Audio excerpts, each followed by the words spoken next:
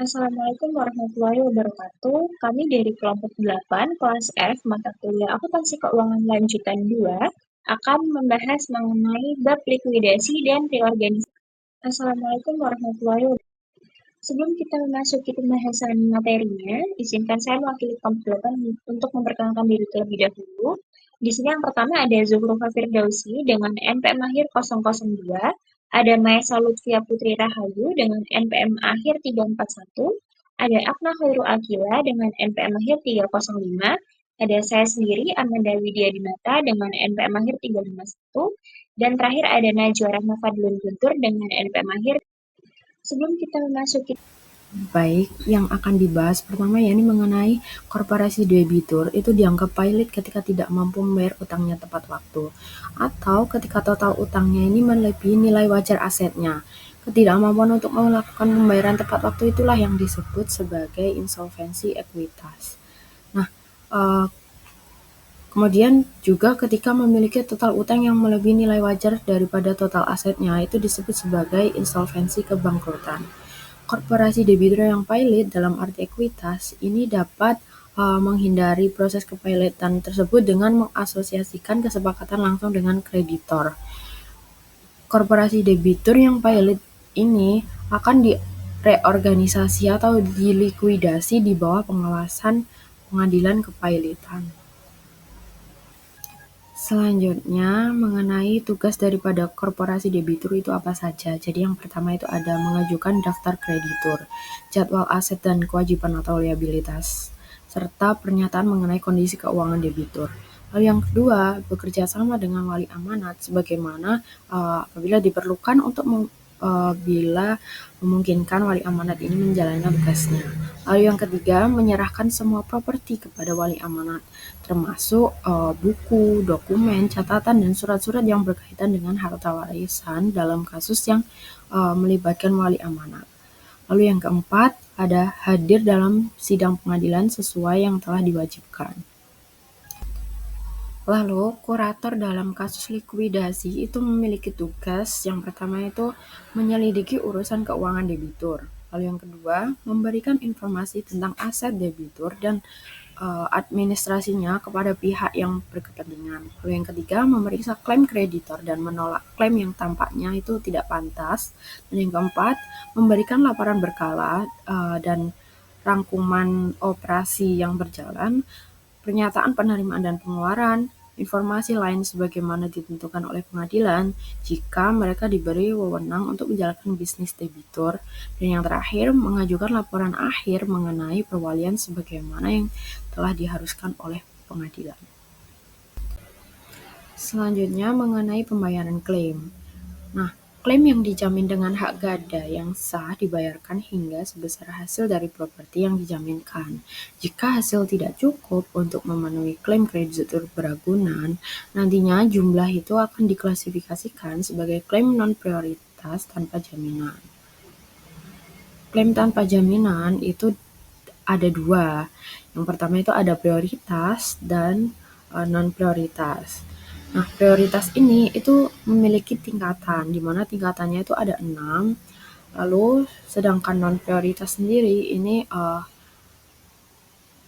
dibayarkan penuh sebelum distribusi itu dilakukan. Di slide ini kita akan membahas mengenai Statement of Affairs, yaitu laporan keuangan yang biasanya disusun oleh kurator untuk pengadilan kepailitan. Tujuan utamanya yang pasti yaitu laporan ini memberikan gambaran kondisi keuangan debitur berdasarkan nilai likuidasi atau nilai realisasi bersih dari aset yang dimiliki.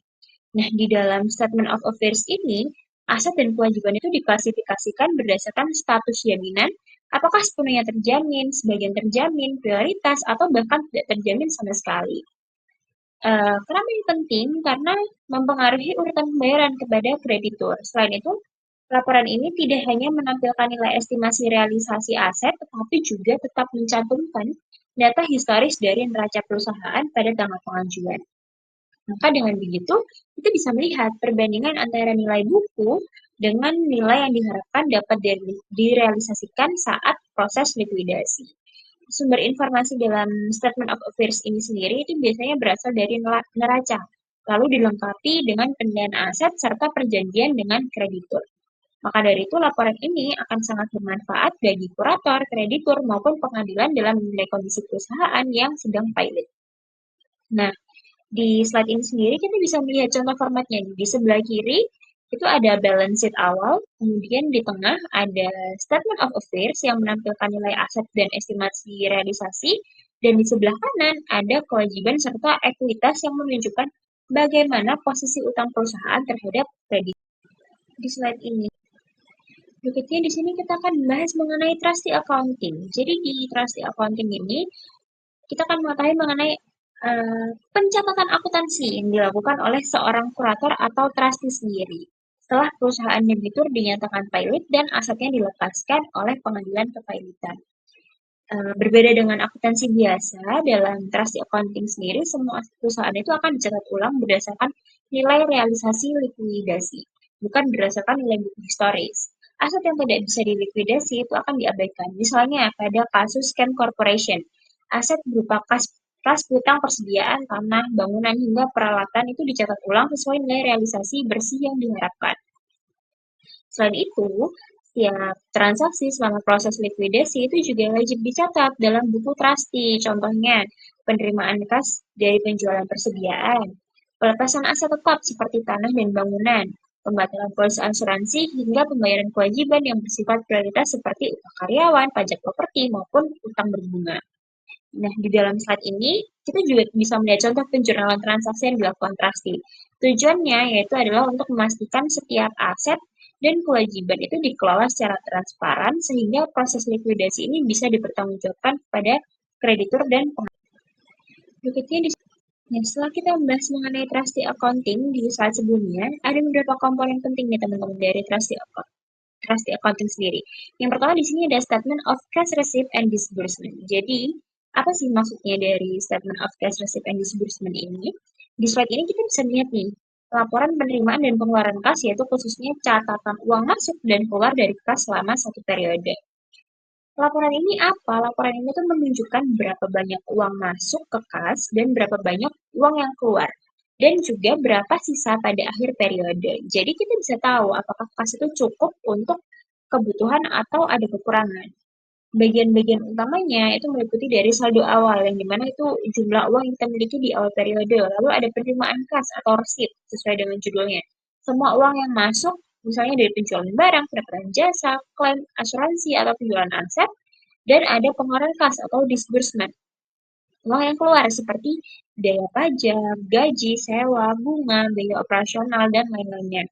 Dan juga ada saldo akhir, jumlah uang yang tersisa di dalam kas setelah semua transaksi masuk dan keluar dihitung. Kenapa statement of cash receipt and disbursement ini penting? Itu supaya kita bisa tahu apakah kas ini mencukupi untuk kebutuhan operasional. Supaya kita bisa merencanakan kapan kita perlu menunda pengeluaran atau kapan kita bisa menggunakan kas untuk hal-hal lainnya. Lalu juga untuk menjaga supaya tidak ada kejutan. Misalnya, kas tiba-tiba habis karena pengeluaran yang besar yang tidak diperkirakan oleh perusahaan. Nah, di dalam slide ini ada contohnya. Di sini misalnya ada pencatatan di awal periode 1 Agustus 2017 yang dimana ada sejumlah kas di situ. Kemudian ada penerimaan, misalnya penjualan inventory, penjualan aset, dan klaim asuransi. Lalu di situ ada juga pengeluaran, pajak, bunga, dan pembayaran lain-lain. Setelah semuanya masuk dan keluar, maka akan diperoleh saldo kas di tanggal 31 Agustus 2017, di mana itulah posisi kas terakhirnya.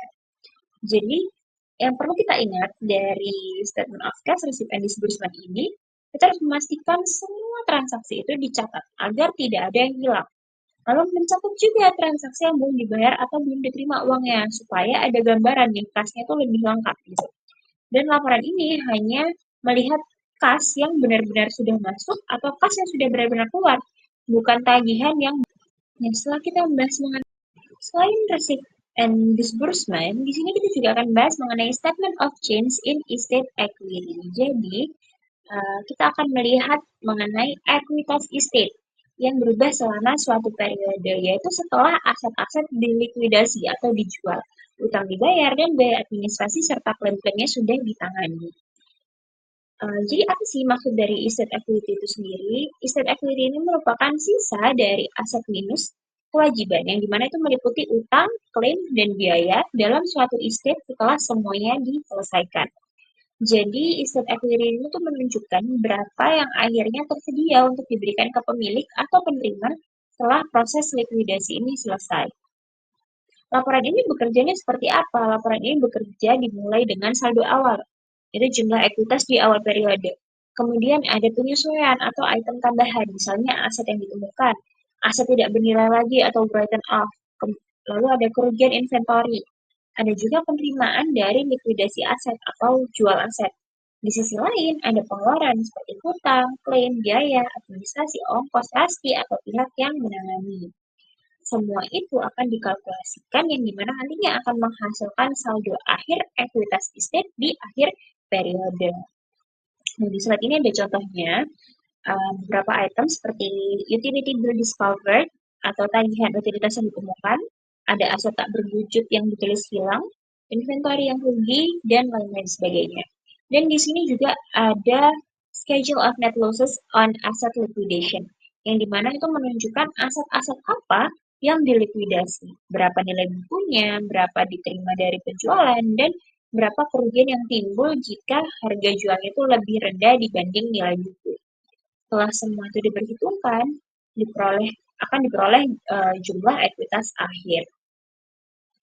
Kenapa? Kita perlu tahu mengenai statement of change in estate equity ini karena supaya semua orang itu bisa tahu bahwa proses likuidasi ini berjalan adil.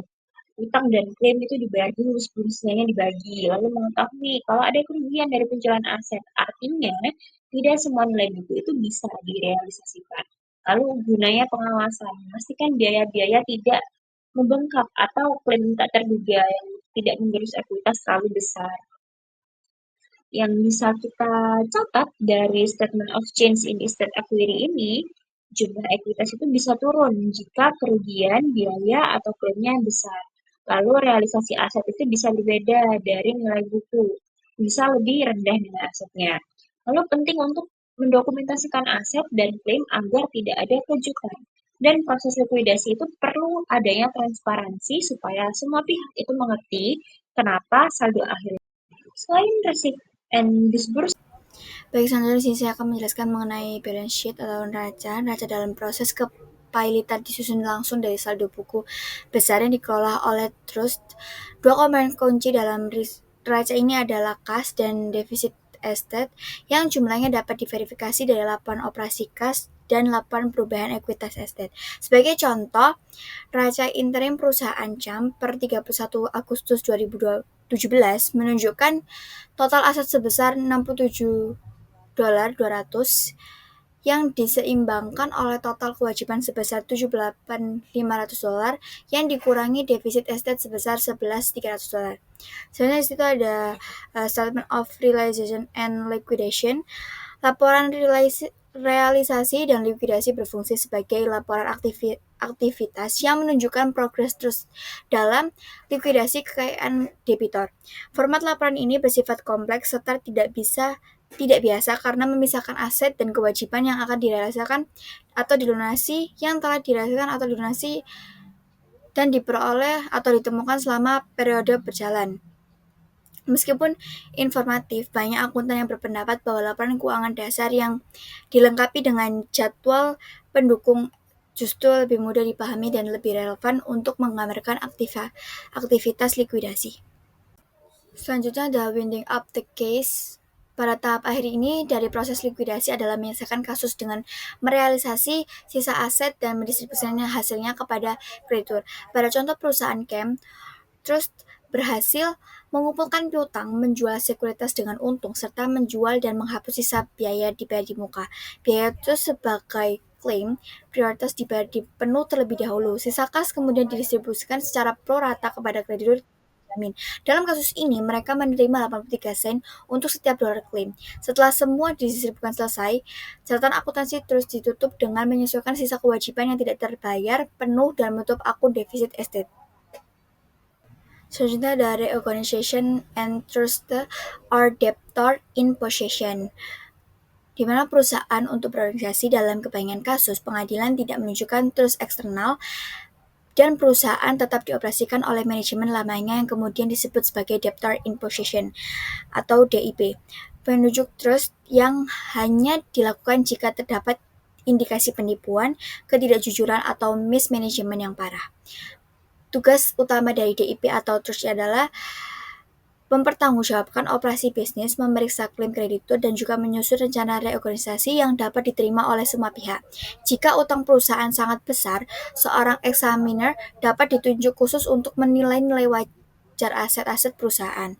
Selanjutnya ada komite representation, yaitu terus akan menunjuk sebuah komite kreditur yang biasanya beranggotakan 7 kreditur tidak dijamin terbesar. Komite ini memiliki peran kritis untuk melindungi kepentingan para kreditur yang mereka wakili dengan mengawasi transaksi yang diusulkan oleh debitor, seperti perjanjian pembiayaan baru atau penjualan aset. Semua negosiasi antar debitor dan kreditur harus dilakukan melalui komite ini. Pemerintah umumnya tidak boleh menjadi anggota komite, namun Pension Benefit Guarantee Corporation atau PBGC merupakan pengecualian dan memiliki hak suara. Selanjutnya ada operating under dan manfaatnya. Selama proses reorganisasi dapat berlangsung selama bertahun-tahun, perusahaan terus beroperasi namun di bawah pengawasan ketat pengadilan. Perusahaan dapat mengajukan pembiayaan baru atau DIP financing untuk menjalankan operasinya, tentu dengan persetujuan pengadilan. Perlindungan Chapter 11 memberikan beberapa manfaat strategi seperti kemampuan untuk menghentikan akrual bunga pada utang tidak terjamin, menolak kontrak yang merugikan, dan mendapatkan perlindungan otomatis yang menghentikan gugatan hukum dan upaya kreditur untuk menyita aset. Selain itu, persyaratan persetujuan untuk merestrukturisasi utang juga lebih ringan dibandingkan di luar pengadilan. Selanjutnya ada disadvantage of a Chapter 11 filing, di mana dibaliknya manfaatnya mengajukan Chapter 11 membawa sejumlah kerugian signifikan. Perusahaan akan menghadapi stigma kebangkrutan yang dapat merusak kepercayaan pemasok, pelanggan, dan juga karyawan.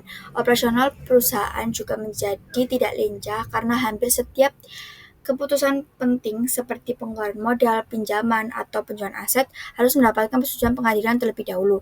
Namun kerugian terbesar adalah biaya proses hukum itu sendiri yang sangat mahal. Biaya untuk pengacara, konsultan, dan ahli dipekerjakan oleh debitor, komite kreditur, dan juga komite lain pada akhirnya dibayar dari aset perusahaan, sehingga sangat mengurangi nilai yang tersedia untuk kreditur dan juga pemegang saham. Jadi yang pertama ada rencana reorganisasi. Jadi rencana reorganisasi harus yang pertama mengidentifikasi kelas klaim, yang kedua tentukan kelas klaim yang tidak terganggu, yang ketiga tentukan kelas klaim yang mengalami kerugian, yang keempat perlakukan semua klaim dalam kelas secara sama, yang keempat ada menyediakan sarana yang memadai untuk pelaksanaan rencana seperti retensi properti oleh debitur, marger, modifikasi hak gadai, dan perpanjangan tanggal jatuh tempo. Yang kelima ada melarang penerbitan surat berharga ekuitas tanpa hak suara, dan yang terakhir mengandung ketentuan pemilihan pejabat dan direktur yang konsisten dengan kepentingan kreditor, pemegang ekuitas, dan kebijakan publik. Selanjutnya ada pelaporan keuangan selama reorganisasi. Tujuan laporan ini disusun untuk mencerminkan perkembangan keuangan selama proses kebangkrutan. Oleh karena itu, laporan keuangan harus membedakan transaksi dan peristiwa yang berkaitan langsung dengan reorganisasi dari operasi bisnis yang sedang berjalan. Selanjutnya ada pelaporan awal reorganisasi. Yang pertama, entitas pelaporan baru tanpa laba ditahan atau saldo defisit. Yang kedua, nilai reorganisasi dialokasikan ke aset berwujud dan tidak berwujud dapat diidentifikasi. Dan yang ketiga, jika nilai organisasi lebih besar dari aset dicatat sebagai goodwill. Selanjutnya pelaporan kewajiban. Yang pertama, pajak penghasilan tanggungan dilaporkan pada nilai kini saat reorganisasi. Yang ketiga, manfaat pajak tangguhan untuk mengurangi nilai reorganisasi yang berlebih. Yang ketiga, diakui sampai aset habis, sisanya jadi pengurang beban pajak penghasilan. Dan yang ketiga, laporan akhir entitas lama. Yang pertama, mengungkapkan penyesuaian terhadap aset dan liabilitas sebelum reorganisasi. Yang kedua, menunjukkan dampak penghapusan defisit. Dan yang ketiga, neraca akhir entitas lama sama dengan neraca awal entitas baru. Baik, saya akan melanjutkan materi dari rekan saya, yang dimana ini lanjutannya ada rencana reorganisasi, yang dimana rencana reorganisasi ini merupakan dokumen yang menguraikan rencana pemulihan perusahaan yang mengalami kesulitan finansial. Nah, biasanya ini dalam konteks kebangkrutan yang ada pada bab 11 untuk mengembalikan probabilitas dengan mengubah struktur operasional, manajemen, atau permodalan. Nah, di sini ada 3 tujuan rencana reorganisasi. Yang pertama ada meningkatkan profitabilitas, dan yang kedua ada meningkatkan efisiensi, dan yang ketiga ada memperbaiki posisi strategis. Nah, selanjutnya ini ada pelaporan awal yang baru, yang dimana konsep akuntansi ini digunakan perusahaan untuk mengalami atau untuk setelah mengalami restrukturisasi yang signifikan, seperti keluaran dari keberangkutan atau perubahan kepemilikan yang sesuai dengan standar ASC 852. Nah, standar ini itu mewajibkan perusahaan untuk menilai kembali aset dan liabilitasnya ke nilai wajar atau fair value untuk mencerminkan posisi keuangan dan kinerja yang sebenarnya dengan setelah restrukturisasi ini. Nah, sehingga pemangku kepentingan ini dapat membuat keputusan yang lebih akurat. Semisalnya ini, ada beberapa aset seperti inventory dan equipment disesuaikan ke nilai yang realistis, yang dimana kewajiban ini seperti notes payable atau interest payable juga diatur ulang agar sesuai dengan kondisi pasca restrukturisasi. Nah, hasil akhirnya ini adalah terbentuknya neraca yang merefleksikan kondisi perusahaan setelah reorganisasi dengan ekuitas yang dihitung ulang dan posisi keuangan yang lebih sehat. Jadi pada gambar ini itu menegaskan bahwa dalam proses organisasi perusahaan ini laporan keuangan harus diriset atau direstart dengan pendekatan reverse start agar benar-benar menggambarkan kondisi ini tuh baru perusahaan pasca restrukturisasi. Baik, sekian materi yang bisa kami sampaikan untuk teman-teman sekalian. Semoga apa yang kami sampaikan ini bisa diterima dengan baik dan bermanfaat untuk teman-teman. Kami ucapkan terima kasih atas perhatiannya dan kami mohon maaf apabila ada salah kata dan kurangnya dari apa yang kami sampaikan. Sekian dari kami. Wassalamualaikum warahmatullahi wabarakatuh. Baik, sekian.